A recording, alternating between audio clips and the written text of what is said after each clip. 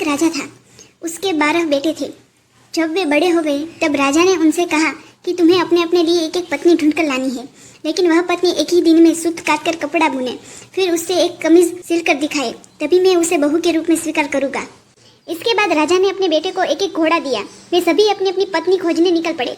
कुछ ही दूर गए थे कि उन्होंने आपस में कहा कि वे अपने छोटे भाई को साथ नहीं ले जाएंगे।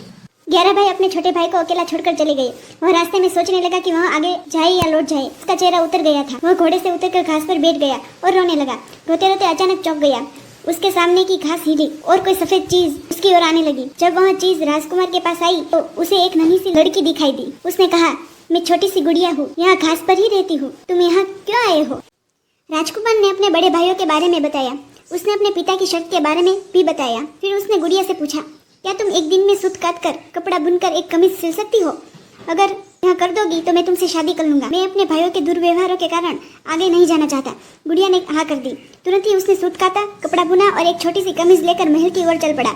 जब वह महल में पहुंचा तो उसे शर्म आ रही थी क्योंकि कमीज बहुत छोटी थी। फिर भी राजा ने उसे विवाह करने की अनुमति दे दी। राजकुमार गुड़िया को लेने चल पड़ा। जब वह घास पर बैठी गुड़िया के पास पहुंचा तो उसने गुड़िया से घोड़े पर बैठने को कहा। गुड़िया ने कहा, मैं तो अपने 2 चूहों के पीछे चांदी की चम्मच बांधकर उसमें बैठकर जाऊंगी। राजकुमार ने उसका कहना मान लिया। राजकुमार घोड़े पर सवार हो गया। गुड़िया चूहों के पीछे बंधी चांदी की चम्मच पर सवार हो गई।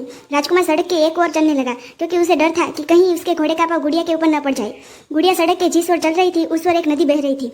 अचानक गुड़िया नदी में गिर गई, लेकिन जब वह नदी के अंदर से ऊपर आई तो राजकुमार के समान बड़ी हो गई थी। राजकुमार बहुत प्रसन्न हुआ।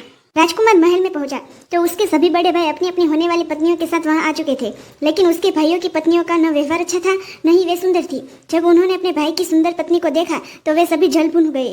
राजा को पता चला कि बड़े पुत्र ने छोटे राजकुमार के साथ दुर्व्यवहार किया है, तो उसने बड़े बेटों की खूब निंदा की। फिर छोटे बेटे को गादी सौंप दी। छोटे राजकुमार का विवाह गुड़िया के साथ धूमधाम से हुआ। अब छोटा राजकुमार राजा था और गुड़िया रानी, दोनों सुख से रहने लगे।